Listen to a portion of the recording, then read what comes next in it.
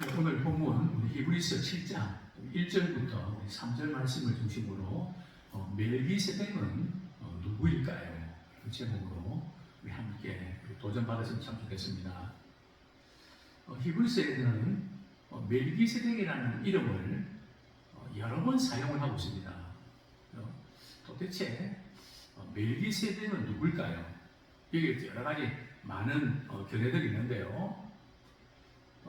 그리스도의 제사장직을 멜기세덱의 반차를 쫓는 제사장이라고 이렇게 표현하고 있거든요. 근데 그 의미는 멜기세덱의 반차를 쫓아서 예수님이 제사장직을 계승했다는 그런 뜻이 아니고요. 또 다른 그런 의미인데요. 영원한 제사장직을 이렇게 하시는 그런 분으로 이렇게 표현하면서 예표로 삼아야 되는데 멜기세덱을 장차 오실 메시아, 즉 그리스도의 예표로 삼은 것입니다. 자, 첫 번째로 왜 예수님을 멜기세덱에 비유할까요? 뭐 다른 많은 인물도 있는데 참 멜기세덱이라는 이름을 이렇게 사용하고 있는데요. 먼저 우리 시편 110편 4절 장차 오실 메시아에 대해서 다윗이 이렇게 노래하는 내용인데요. 시편 110편 4절 우리 같이 한번 읽겠습니다. 시작. 여호와는 맹세하고 변하지 아니하시리라. 이르시기를 너는 멜기세덱의 서리를 따라 영원한 제사장이라 하셨도다. 자, 보면 성경에서 멜기세덱이라는 이름이 말이죠.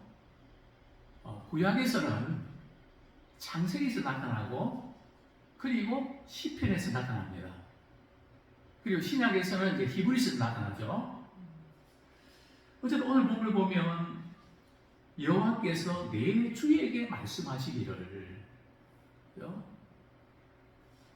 여기서 내 주는 누구를 가리킬까요? 우리 마태복음 22장 44절 보겠습니다. 마태복음 22장 44절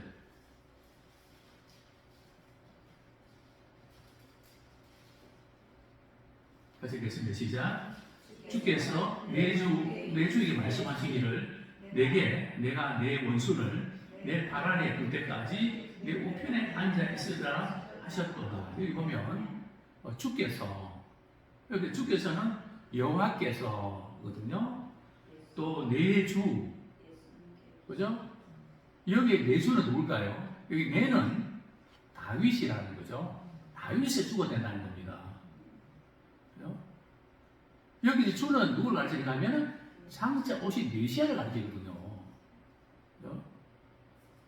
그래서 지금 멜기세덱이 장차 오신 메시아를 예표로 하고 있는 것을 우리가 보게 되는데요.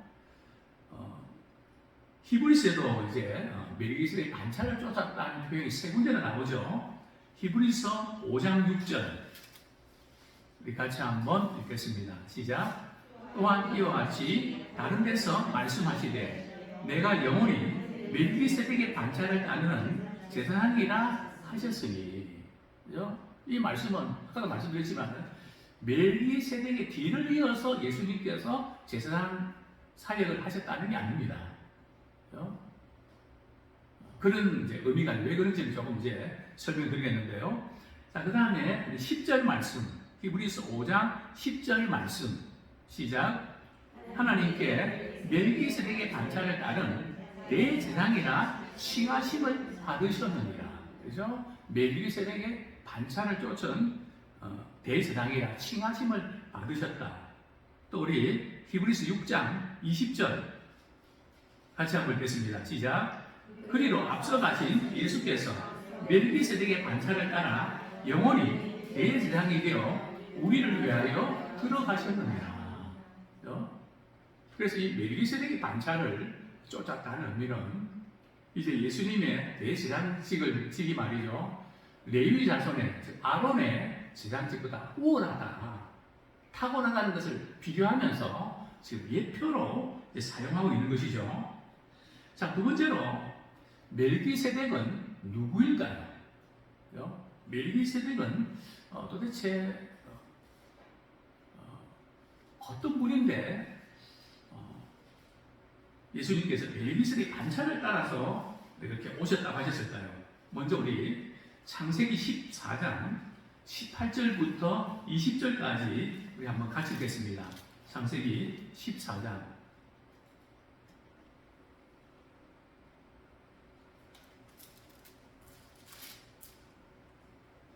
같이 읽겠습니다. 시작.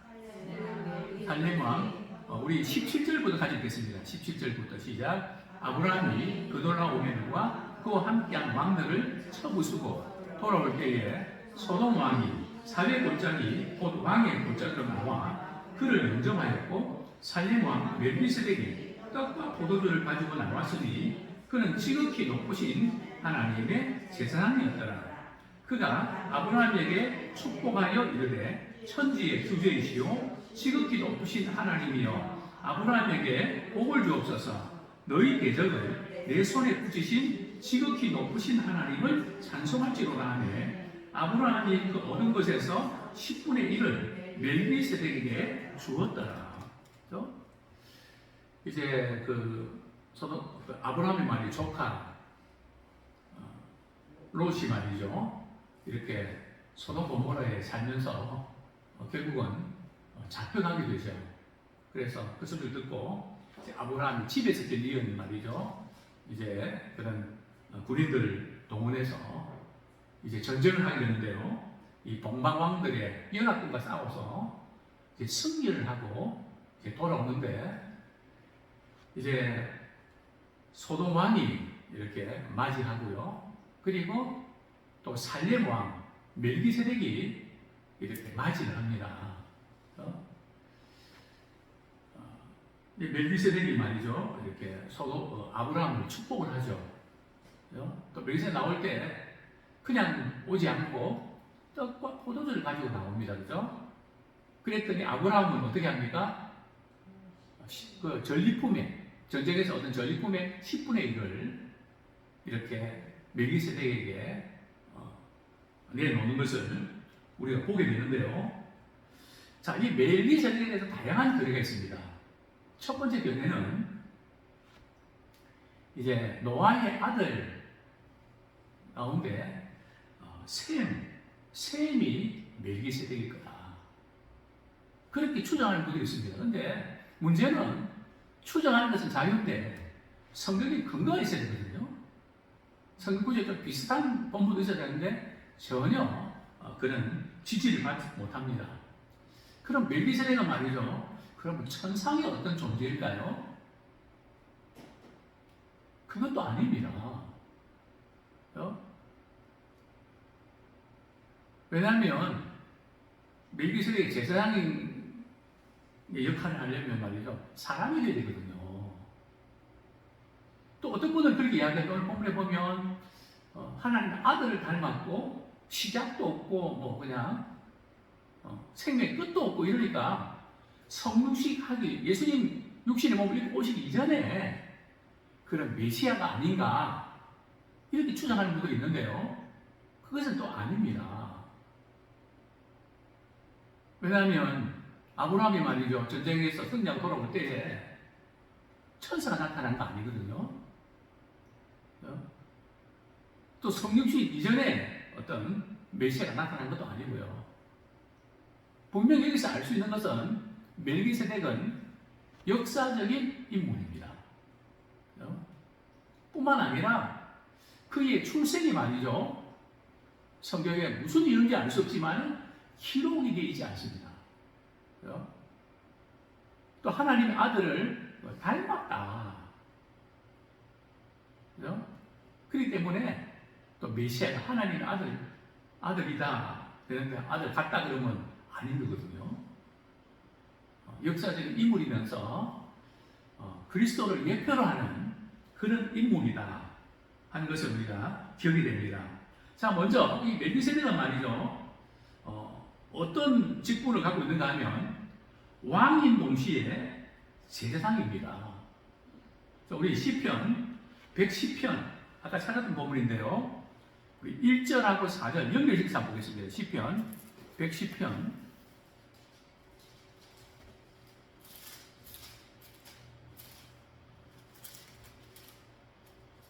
예, 1절과 이제 4절 같이 읽겠습니다. 시작. 여호와께서 내 주에게 말씀하시기를 내가 내 원수들로 내 발판이 되게 하기까지 너는 내 오른쪽에 앉아 있으라 하셨도다. 우리 4절 여호와는 맹세하고 변하지 아니하시리라. 이르시기를 너는 멜기세덱의 서리를 따라 영원한 제사장이라 하셨도다. 그렇습니다. 멜기세덱은 말이죠. 이제 왕이면서 제사장인데, 자, 왕이라는 표현이 어디 나와 있는데 오늘 우리 본문 1절 한번 보겠습니다. 히브리서 7장 우리 1절.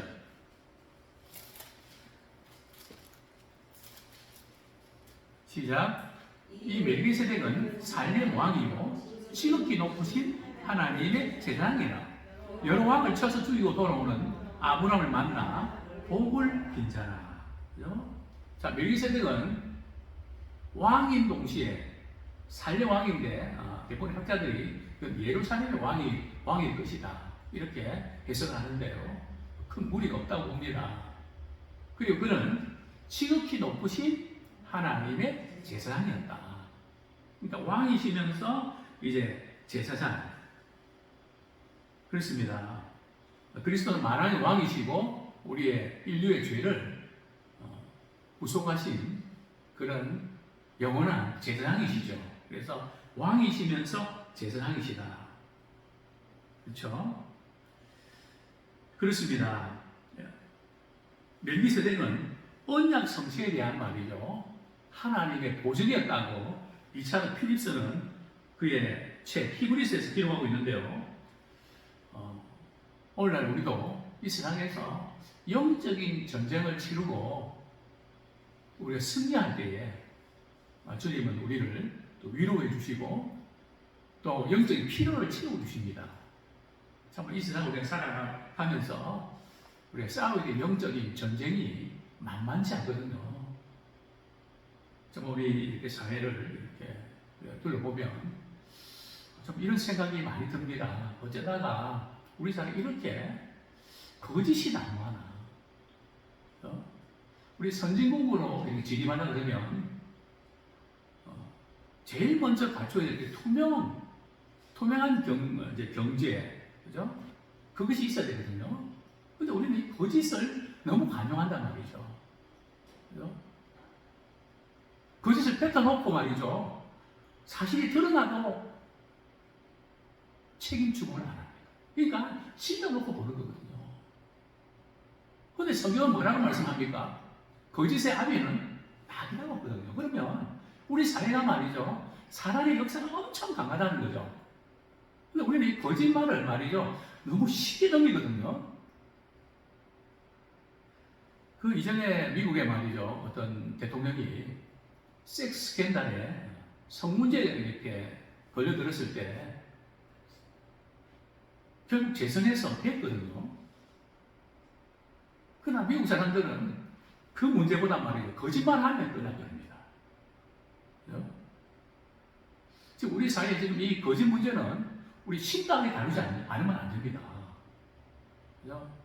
얼마나 많은 정신적으로 국민들이 얼마나 힘든지 모르거든요.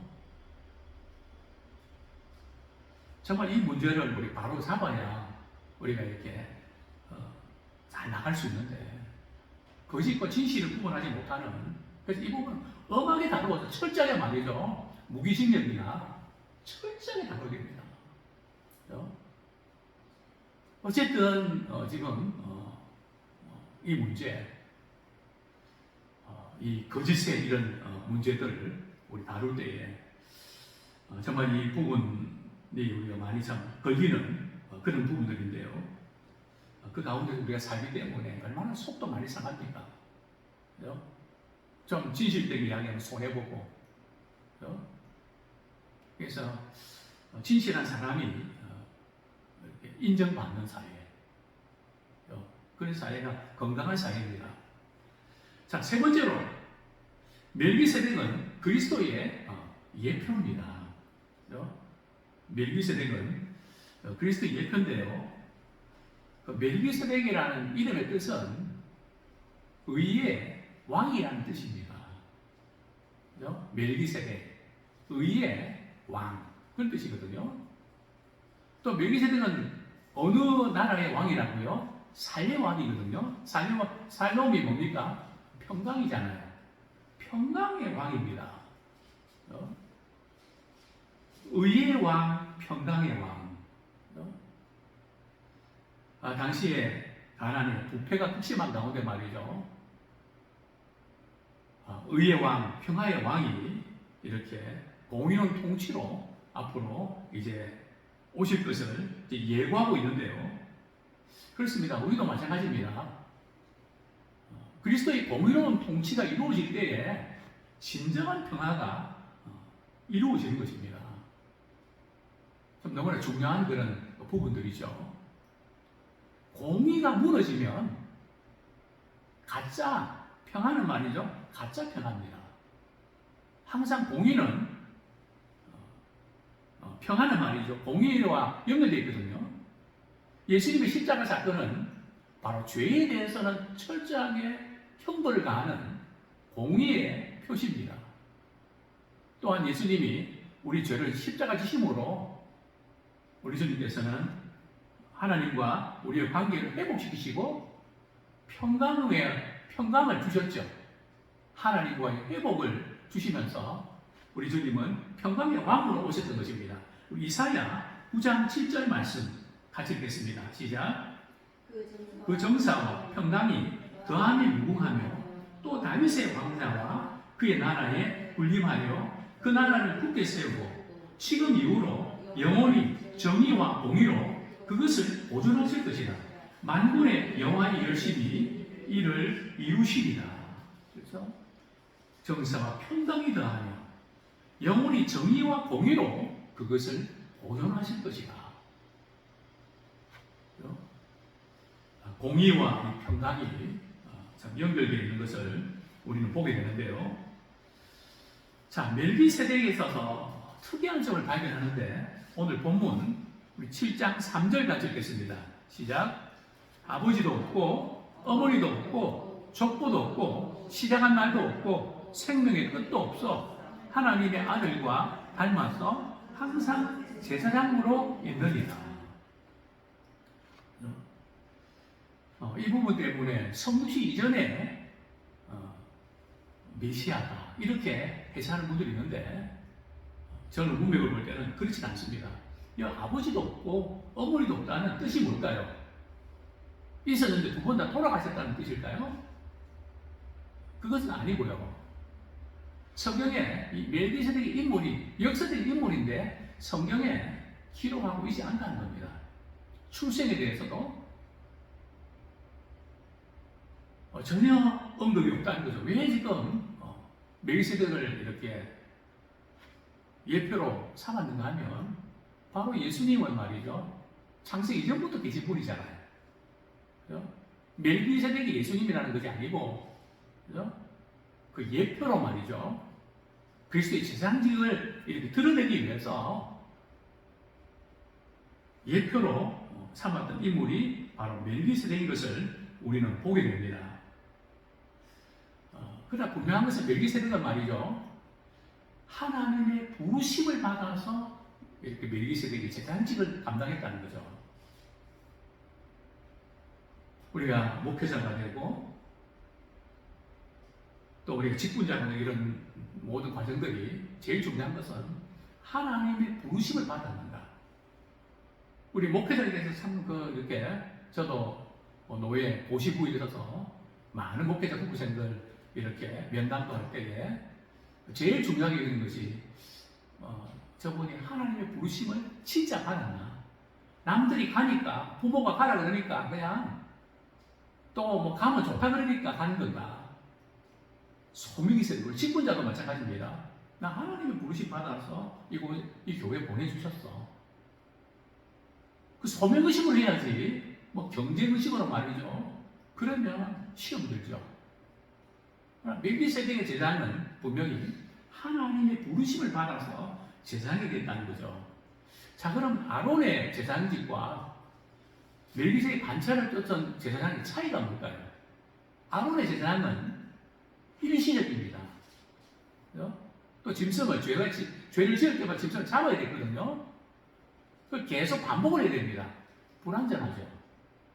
그리스도의 제사장직은 영원하고요, 효과적입니다.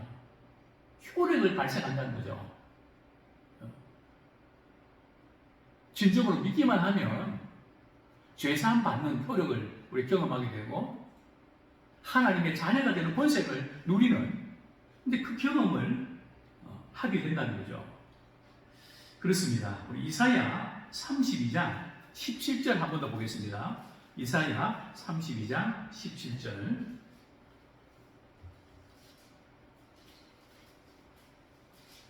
시작.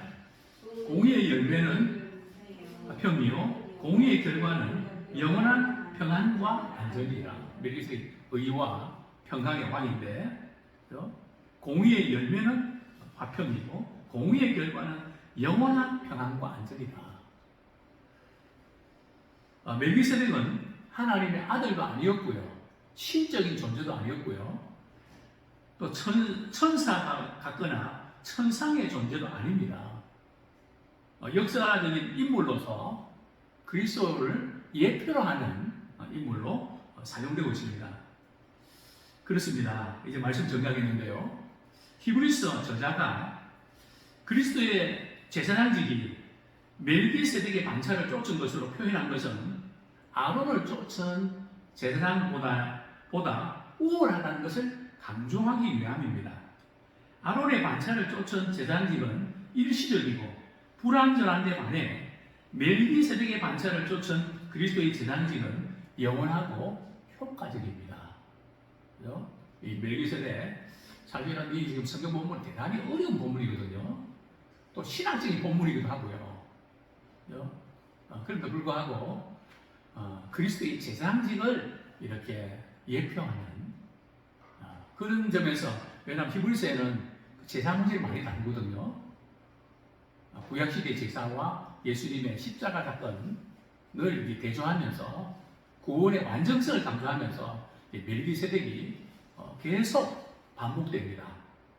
이런 의미들을 우리 깨닫고, 정말 그리스도의 제사장직으로 인해서 그 효과가 영원하고 효과적인 이런 은혜를 우리가 있게 된 것입니다.